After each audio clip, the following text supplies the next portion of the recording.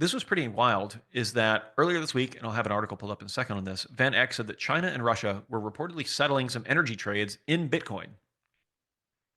That's historic. This is something that, the Bitcoiners have been talking about since I've been in this and for 10 years, is that eventually other countries don't want to be trapped into the US hegemonic Fedwire system because everything runs over the Fedwire system and we control that centralized and, nobody else can do that, right?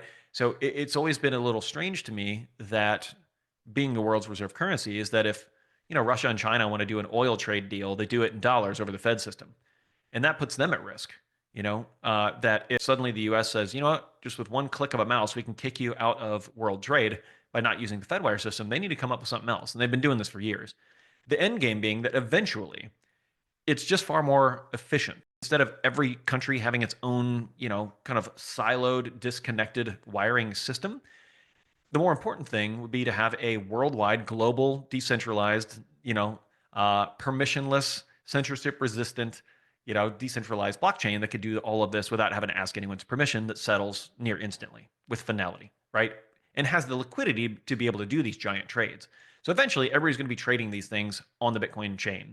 Hey, this is Brett from Moonstream. If you'd like to learn more about our pro trading signals or our live classes every Wednesday or our Retire Rich program, go over to moonstream.io/start.